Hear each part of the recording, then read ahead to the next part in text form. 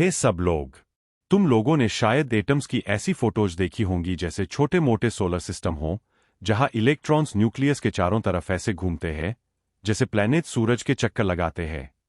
लेकिन क्या सच में एटम्स ऐसे ही काम करते हैं? स्पॉइलर अलर्ट, बिल्कुल नहीं। आज हम लोग इसी बारे में बात करेंगे कि यह पॉपुलर एनालॉजी क्यों गलत है और एटम्स एक्चुअली कैसे होते हैं। जो हमेशा से चली आ रही है उनको क्लियर करने की कोशिश करेंगे। और आज हम लोग शुरुआत कर रहे हैं एटम से और यह क्यों छोटे सोलर सिस्टम जैसे नहीं होते। चलो थोड़ा टाइम में पीछे चलते हैं। अर्ली 20th सेंचुरी में अर्नेस्ट रदरफोर्ड और नील्स बोहर जैसे साइंटिस्ट्स अपना सिर खुजला रहे थे, यह सोचकर कि यह छोटे छोटे बिल्डिंग ब्लॉक्स जिनसे सब कुछ बना है एक्चुअली दिखते कैसे है। रदरफोर्ड ने वह फेमस गोल्ड फॉइल एक्सपेरिमेंट किया था और पता लगाया था कि एटम्स के बीच में एक छोटा सा डेंस सेंटर होता है, न्यूक्लियस, और इलेक्ट्रॉन्स उसके आसपास घूमते हैं। यह थोड़ा थोड़ा प्लैनेट्स के सूरज के चारों तरफ घूमने जैसा लग रहा था। फिर बोहर ने इस आइडिया को थोड़ा और आगे बढ़ाया और कहा कि इलेक्ट्रॉन सिर्फ कुछ स्पेसिफिक पाथ्स में ही रह सकते हैं और हर पाथ की एक फिक्स्ड अमाउंट ऑफ एनर्जी होती है। यह बहुत बड़ी बात थी क्योंकि इससे एक्सप्लेन हुआ कि एटम स्पेसिफिक कलर्स में लाइट क्यों देते हैं। जब एक इलेक्ट्रॉन हाई एनर्जी पाथ से लो एनर्जी पाथ में जंप करता है तो वह लाइट निकालता है और उस लाइट का कलर एनर्जी डिफरेंस पर डिपेंड करता है। कूल है ना? लेकिन बोहर मॉडल की कुछ लिमिटेशंस थीं। वह सिंपल हाइड्रोजन एटम्स के लिए तो अच्छा काम करता था, लेकिन जो ज्यादा कॉम्प्लेक्स एटम्स थे उनके लिए स्ट्रगल करता था। पहली नजर में तो यह सोलर सिस्टम वाला आइडिया काफी अपीलिंग लगता है। बीच में एक भारी चीज सूरज या न्यूक्लियस और छोटी चीजें प्लैनेट्स या इलेक्ट्रॉन्स उसके चारों तरफ मूव कर रही है। फॉर एग्जाम्पल, ऑक्सीजन में 8 इलेक्ट्रॉन्स होते हैं, जैसे हमारे सोलर सिस्टम में 8 प्लैनेट्स है। यह एक नीट कंपैरिजन है और शायद इसीलिए यह हमारे दिमाग और टेक्स्ट बुक्स में चिपका रह गया है। लेकिन यहां पर बात इंटरेस्टिंग हो जाती है। जबकि यह पिक्चर इमेजिंग करना आसान है, यह एक्चुअली साइंस फिजिक्स के हिसाब से सही नहीं बैठता। चलो ब्रेक डाउन करते हैं कि atoms actually mini solar systems क्यों नहीं है। सबसे पहले तो जो फोर्सेस काम कर रही है वह बिल्कुल डिफरेंट है। हमारे सोलर सिस्टम में ग्रेविटी है जो प्लैनेट्स को सूरज के चारों तरफ ऑर्बिट में रखती है, लेकिन एटम्स में इलेक्ट्रोमैग्नेटिक फोर्स यह काम करता है। Positively charged nucleus negatively charged electrons को अपनी तरफ बहुत जोर से खींचता है। ग्रेविटी वह तो एटॉमिक लेवल पर इतनी कमजोर है कि वह बेसिकली फैक्टर ही नहीं करती। नेक्स्ट अप, हमारे पास डिफरेंट रूल्स है। प्लैनेट्स क्लासिकल मैकेनिक्स फॉलो करते हैं। इसका मतलब है कि अगर आपको पता है कि कोई प्लैनेट कहाँ है और वह कितनी स्पीड से जा रहा है, तो आप उसका पूरा पाथ फिगर आउट कर सकते हो। Electrons on the other hand quantum mechanics के रूल्स फॉलो करते हैं। उनके यह डेफिनेट पाथ्स नहीं होते। इंस्टेड वह प्रोबेबिलिटी की एक ब्लरी स्टेट में एग्जिस्ट करते हैं जिसको वेव फंक्शन कहते हैं। थोड़ा माइंड बेंडिंग है, मुझे पता है। और यह सुनो, अगर एटम्स एक्चुअली छोटे सोलर सिस्टम्स जैसे होते तो वह एग्जिस्ट ही नहीं करते। क्लासिकल फिजिक्स के हिसाब से वह इलेक्ट्रॉन्स कंटिन्यूअसली एनर्जी लूज करते रहते और ब्लिंक करते ही न्यूक्लियस में स्पाइरल कर जाते, जिससे एटम कोलैप्स हो जाता। लेकिन एटम स्टेबल होते हैं, जो हमें बताता है कि क्वांटम लेवल पर कुछ फंडामेंटली डिफरेंट हो रहा है। इस तरह से सोचो, अगर इलेक्ट्रॉन्स प्लैनेट्स की तरह ऑर्बिट कर रहे होते तो वह कॉन्स्टेंटली अपनी डायरेक्शन चेंज कर रहे होते, जिसका मतलब है कि वह एक्सेलरेट कर रहे होते। और इलेक्ट्रोमैग्नेटिज्म के रूल्स के हिसाब से एक्सेलरेट करते हुए चार्ज्ड पार्टिकल्स एनर्जी देते हैं, तो वह इलेक्ट्रॉन्स एनर्जी लूज करते और गैस वाट सुपरफास्ट न्यूक्लियस में क्रैश हो जाते। एटम्स का टिके रहना हमें दिखाता है कि इलेक्ट्रॉन सिंपल ऑर्बिट्स नहीं कर रहे हैं। तो अगर वह ऑर्बिट नहीं कर रहे हैं तो इलेक्ट्रॉन्स एक्चुअली क्या कर रहे हैं? वेल, मॉडर्न क्वांटम मैकेनिक्स की दुनिया में इलेक्ट्रॉन्स ऑर्बिटल्स नाम के रीजन्स में रहते हैं। इनको 3 डायमेंशनल स्पेसेस की तरह सोचो जहां इलेक्ट्रॉन के मिलने की हाई प्रोबेबिलिटी होती है। फॉर एग्जाम्पल, सबसे सिंपल टाइप का ऑर्बिटल, जिसको एस ऑर्बिटल कहते हैं, न्यूक्लियस के चारों तरफ एक स्फीयर होता है। इलेक्ट्रॉन उस स्फीयर के अंदर कहीं भी हो सकता है, लेकिन हम एग्जैक्टली पिन पॉइंट नहीं कर सकते कि वह किसी भी मोमेंट पर कहाँ है। यह फजीनेस हाइजेनबर्ग अनसर्टेनिटी प्रिंसिपल की वजह से है, जो बेसिकली कहता है कि हम किसी इलेक्ट्रॉन की एग्जैक्ट पोजीशन और उसका मोमेंटम एक ही टाइम पर नहीं जान सकते।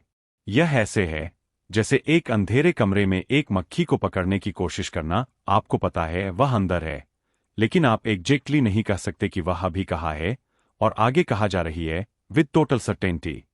आपने शायद कभी तेज घूमते हुए पंखे की एनालॉजी सुनी होगी। जब ब्लेड्स बहुत तेज घूमते हैं तो वह एक ब्लड सर्कल जैसे दिखते हैं, और आप एक्चुअली नहीं कह सकते कि कोई भी ब्लेड किसी भी इंस्टेंट पर कहाँ है। यह आपको इलेक्ट्रॉन क्लाउड का एक रफ आइडिया देता है, जहां इलेक्ट्रॉन्स न्यूक्लियस के आसपास स्मीयर्ड आउट होते हैं। अब यह याद रखना इंपॉर्टेंट है कि वह फैन एनालॉजी भी परफेक्ट नहीं है। फैन ब्लेड्स की किसी भी गिवन टाइम पर डेफिनेट पोजीशंस होती है, भले ही हम उन्हें क्लियरली न देख पा रहे हों। वह क्लासिकल फिजिक्स है, लेकिन इलेक्ट्रॉन्स के लिए उनकी पोजीशंस फंडामेंटली अनसर्टेन होती है क्वांटम मैकेनिक्स की वजह से। उनके नीट लिटिल ट्रेजेक्टरीज नहीं होते जैसे फैन ब्लेड्स के होते हैं।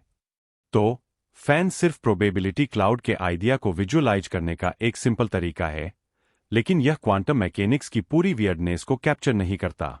तो सिंपल वर्ड्स में, इलेक्ट्रॉन्स न्यूक्लियस के चारों तरफ प्लैनेट्स की तरह ऑर्बिट नहीं करते। इंस्टेड वह ऑर्बिटल्स नाम के प्रोबेबिलिटी क्लाउड्स में एग्जिस्ट करते हैं। यह ऐसे है जैसे वह एक ही टाइम पर मल्टीपल प्लेसेस पर हो सकते हैं, जब तक कि हम एक्चुअली उन्हें ढूंढने की कोशिश न करें। यह ऑर्बिटल्स हर तरह के शेप्स और साइजेस में आते हैं, इलेक्ट्रॉन के एनर्जी लेवल पर डिपेंड करते हुए। कुछ स्फेरिकल होते हैं जैसे एस ऑर्बिटल, जबकि कुछ डंबल या क्लोवर लीव्स जैसे दिखते हैं। और प्लैनेट्स के उल्टा जो मोस्टली एक ही फ्लैट प्लेन में ऑर्बिट करते हैं। ऑर्बिटल्स 3 डायमेंशनल स्पेस में हर तरह की डिफरेंट डायरेक्शंस में ओरिएंटेड हो सकते हैं। एक और बड़ा डिफरेंस यह है कि इलेक्ट्रॉन सिर्फ स्पेसिफिक अमाउंट्स ऑफ एनर्जी ही रख सकते हैं। वह सिर्फ सर्टेन एनर्जी लेवल्स पर ही एग्जिस्ट कर सकते हैं, न्यूक्लियस से किसी भी डिस्टेंस पर नहीं। इसीलिए एटम्स वह डिस्टिंक्ट स्पेक्ट्रल लाइंस प्रोड्यूस करते हैं जब वह लाइट एमिट या एब्जॉर्ब करते हैं। वह इसीलिए होता है क्योंकि electrons in fixed energy levels के बीच में जंप करते हैं। इसको ऐसे सोचो जैसे एक सीढ़ी चढ़ना, आप सिर्फ स्पेसिफिक स्टेप्स पर ही खड़े हो सकते हो, बीच में नहीं। Planets on the other hand सूरज के चारों तरफ लगभग किसी भी डिस्टेंस पर ऑर्बिट कर सकते हैं, जब तक उनके पास सही स्पीड हो। उन्हें रिस्ट्रिक्ट करने वाले कोई एनर्जी लेवल्स नहीं है। चलो थोड़ा साइज की भी बात करते हैं। एटम्स मोस्टली एम्प्टी स्पेस होते हैं। अगर आप एक एटम को इतना बड़ा कर दो कि उसका न्यूक्लियस एक मटर के दाने जितना हो जाए, तो पूरा एटम एक फुटबॉल स्टेडियम जितना बड़ा होगा। वह crazy amount of empty space है। हमारे सोलर सिस्टम में सूरज ऑब्वियसली प्लैनेट्स के कंपैरिजन में बहुत बड़ा है, लेकिन डिस्टेंसेस उतने ज्यादा एक्सट्रीम नहीं है proportionally. For example, solar system का डायमीटर नेपच्यून के ऑर्बिट तक सूरज के डायमीटर का लगभग 6500 गुना है। काफी एम्प्टीनेस है। लेकिन एक एटम का डायमीटर उसके न्यूक्लियस का लगभग 1 लाख गुना होता है।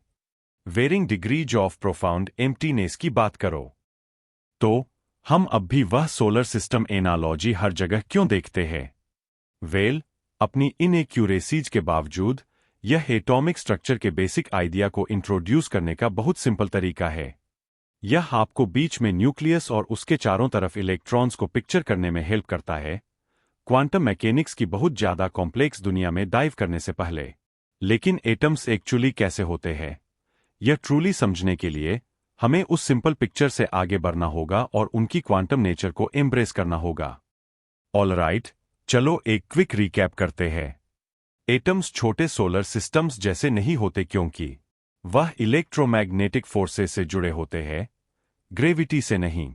इलेक्ट्रॉन्स प्रोबेबिलिटी क्लाउड्स, ऑर्बिटल्स में एग्जिस्ट करते हैं, फिक्स्ड ऑर्बिट्स में नहीं। इलेक्ट्रॉन्स सिर्फ स्पेसिफिक, डिस्क्रीट एनर्जी लेवल्स पर ही रह सकते हैं, प्लैनेट्स के कंटीन्यूअस ऑर्बिट्स के उल्टा। क्वांटम मैकेनिक्स की वियर्डनेस जैसे अनसर्टेनिटी प्रिंसिपल और wave particle duality solar systems पर अप्लाई ही नहीं होती। तो जबकि वह सोलर सिस्टम एनालॉजी एक हेल्पफुल स्टार्टिंग पॉइंट है, यह रियलाइज करना बहुत इंपॉर्टेंट है कि एटम्स की असली दुनिया बहुत ज्यादा बिजार और फैसिनेटिंग है।